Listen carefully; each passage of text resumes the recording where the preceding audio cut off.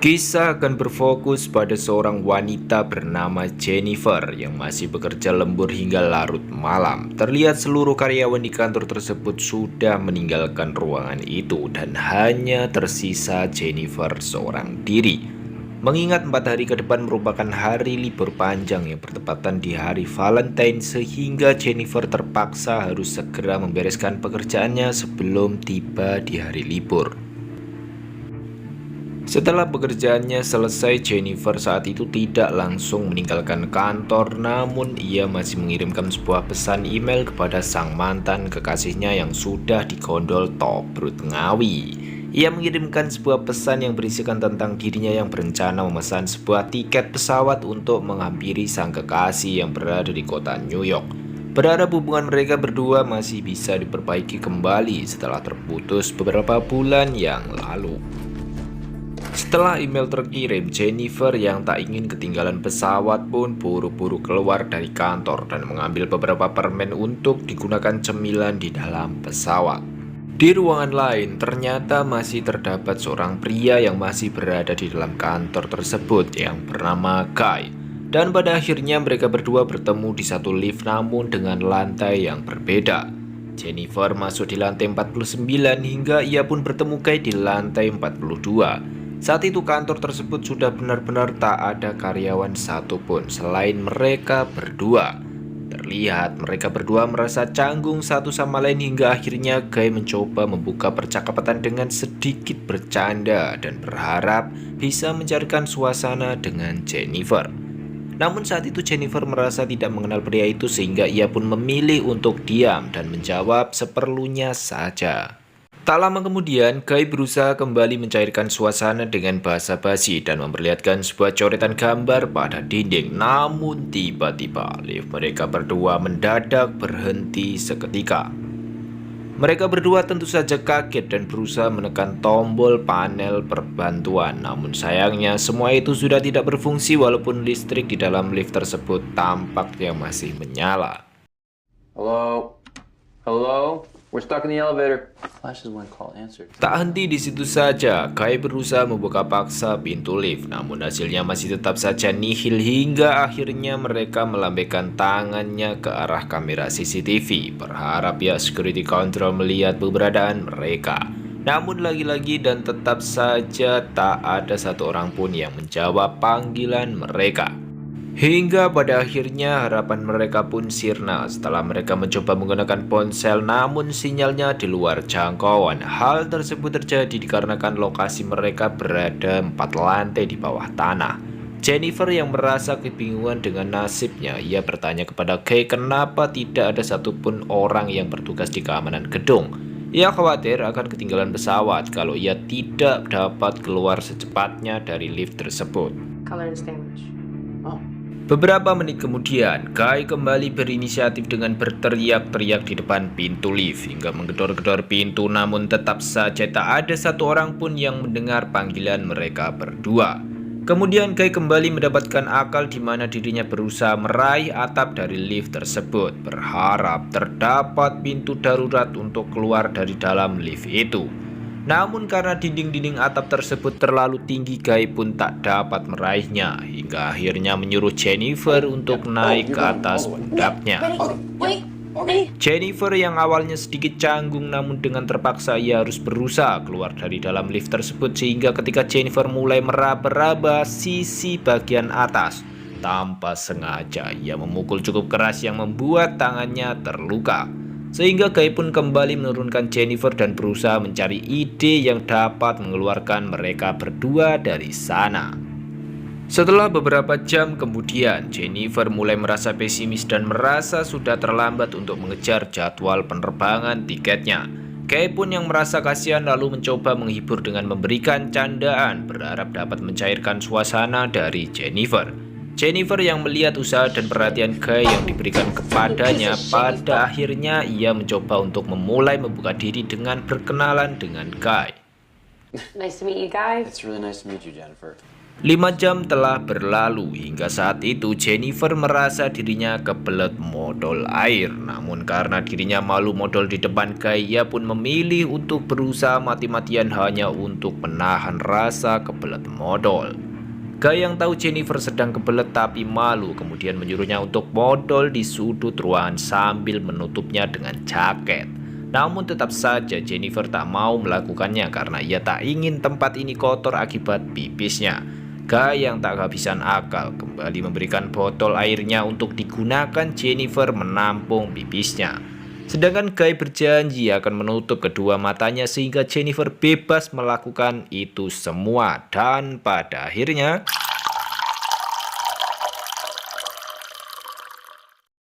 berjam-jam mereka berdua di dalam lift tersebut hingga akhirnya Jennifer sudah mulai akrab dengan Guy. Kali ini Jennifer memberanikan diri untuk memulai topik pembicaraan bersama Guy, di mana pembicaraan mereka mengarah pada sebuah hubungan percintaan. Jennifer bertanya kepada Guy mengenai pengalaman dirinya tentang sebuah hubungan paling panas yang berkesan selama hidupnya.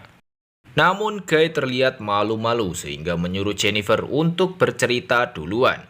Jennifer mengatakan jika ia pernah bercinta di dalam perpustakaan dengan salah satu mantan pacarnya semasa masih kuliah dulu. Sementara giliran Guy, ia mengatakan kalau dia pernah bertemu dengan seorang gadis di sebuah pantai hingga ia minum-minum sampai mabuk dan melakukan hal itu sambil mengemudi.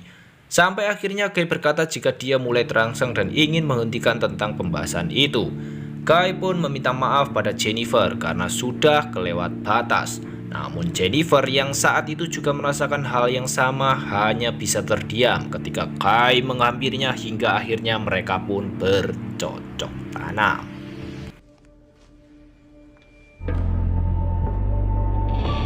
Setelah usai melepaskan sel-sel tubuh masing-masing, Guy mengatakan kalau dia mulai jatuh cinta pada Jennifer. Tapi Jennifer mendengar hal itu, ia pun bergegas melepaskan dekapan Guy dan mengatakan kalau dia sangat mencintai mantannya dan hanya ingin kembali menjalin hubungan dengan mantannya tersebut. Jennifer berkata jika perbuatan yang tadi ia lakukan untuk pelampiasan sesaat saja, namun siapa yang menyadari jika perkataan Jennifer tadi sangat melukai perasaan Guy. Dia berkata kepada Jennifer untuk segera menyudahi hubungan dengan sang mantan karena dia berkata bahwa ia lebih pantas bersama Jennifer daripada mantannya. Mendengar hal itu, Jennifer sangat kesal karena ia tidak mencintai siapapun selain mantan kekasihnya tersebut. Jennifer juga berkata jika setelah mereka berdua berhasil keluar dari lift itu, dia meminta supaya hal itu seperti tak terjadi apa-apa dan jangan membawa-bawa tentang perasaan. Beberapa saat setelah Jennifer mengatakan hal itu, Guy yang awalnya humoris dan perhatian seketika dirinya berubah, di mana dirinya mulai mengungkapkan siapa yang sebenarnya dirinya. Guy mengatakan bahwa ia telah berbohong pada Jennifer. Dia hanyalah seorang security dan bukan seorang karyawan yang memiliki jabatan tinggi di kantor ini. Pada akhirnya Guy memberitahukan semuanya dengan memperlihatkan ponselnya dan menunjukkan hasil rekaman CCTV perihal aktivitas Jennifer setiap hari. Bahkan ketika Jennifer menunggu lift saat pulang kantor tadi. Mendengar hal itu, Jennifer pun kaget seakan-akan tak percaya pengakuan dari pria tersebut. Akan tetapi, Guy pun kembali mengatakan bahwa dia sudah lama bekerja di perusahaan ini dan sudah lama pula ia merencanakan hal ini. Dikarenakan status sosial Guy yang hanya seorang security yang membuat dirinya seringkali disepelekan hingga ia pun senekat ini. Guy kemudian memperlihatkan sebuah kunci pembuka pintu lift yang sengaja ia sembunyikan. Namun Jennifer yang sudah tak tahan dengan obsesi gila pria itu, ia pun mengatakan bahwa dia akan melaporkan ke polisi sehingga dapat membuat Guy membusuk di penjara. Dan setelah mengatakan itu, seketika Jennifer merebut kunci tersebut namun tanpa sengaja telah merusak panel dari kunci tersebut dan yang terjadi. Terlihat pria itu terkapar di lantai dengan berlumuran darah. Seketika membuat Jennifer ketakutan setengah mati dan menganggap bahwa Guy telah tewas. Namun tiba-tiba beberapa saat kemudian Jennifer terbangun dari pingsannya dan terlihat Guy sudah terbangun duluan. Namun seketika Jennifer mulai ketakutan kembali ketika Guy membuka hadiah yang sudah ia persiapkan untuk mantan kekasihnya. Guy dengan lancang memakai kemeja hadiah itu dan memaksa Jennifer untuk membuka sisa hadiahnya. Jennifer pun hanya bisa pasrah dan membuka kotak itu yang berisikan sebuah peralatan gunting rokok lengkap dengan cerutunya. Guy kemudian menyalakan cerutu tersebut sembari mengolok-olok Jennifer dengan bersamaan mengucapkan Hari Valentine untuknya. Beberapa waktu kemudian, Guy tiba-tiba meminta maaf kepada Jennifer karena telah membuat dirinya merasa ketakutan. Guy pun berharap supaya Jennifer mau berdamai dengannya, tapi Jennifer tanpa membalas sepatah kata pun dan hanya terdiam. Guy yang merasa bersalah pada Jennifer, akhirnya ia mau berusaha mengeluarkan mereka dari sana, namun akibat pintu lift rusak, dia meminta Jennifer untuk mengangkatnya supaya Guy dapat membuka pintu daruratnya. Tapi Jennifer berkata jika lebih baik Guy saja yang mengangkatnya karena ia tak cukup kuat untuk memberikan dorongan. Kemudian Jennifer naik ke pundak Guy dan berhasil keluar dari lift itu. Lalu Guy memberitahu Jennifer mengenai tangga dan letak pintu keluar darurat itu berada. Namun alangkah terkejutnya setelah Jennifer mengejek dan sengaja mengacungkan jari tengahnya pada Guy yang membuat dirinya kesal dan memutuskan untuk memburu Jennifer.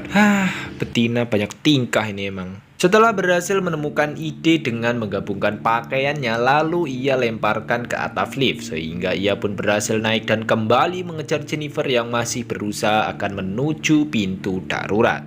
Ketika Jennifer berhasil menggapai pintu darurat itu, sehingga ia pun berteriak minta tolong berharap terdapat seseorang yang mendengarnya, namun tiba-tiba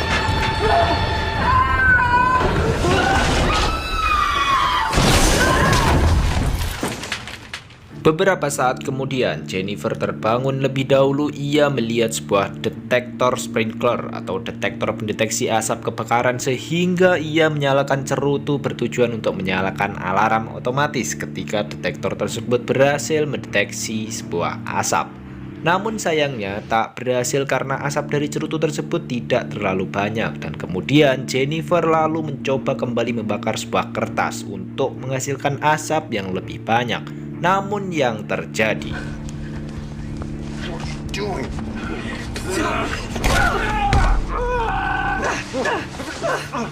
Jennifer berhasil meringkus Guy dengan sebuah kain. Lalu Guy berkata kepada Jennifer kalau alarm kebakaran tidak akan menyala dan malah akan membuat mereka berdua basah kuyup dan terancam tersengat listrik. Tapi kali ini Jennifer mengancam Guy akan memotong barang berharganya. Jennifer meminta Guy mengakui perbuatannya dan akan ia rekam sebagai barang bukti. Beberapa saat itu Jennifer menyalakan kamera dan mulai menginterogasinya. Guy yang merasa terancam, ia terpaksa mengakui kalau nama aslinya ialah John Deacon. Tak berhenti di situ saja, Jennifer memaksa John untuk mengakui semua perbuatannya dan juga menceritakan sebuah rencana yang telah dia susun. Beberapa waktu kemudian, tak terasa sudah hari Senin, namun mereka berdua masih terjebak di dalam lift itu dan belum mendapatkan pertolongan sama sekali.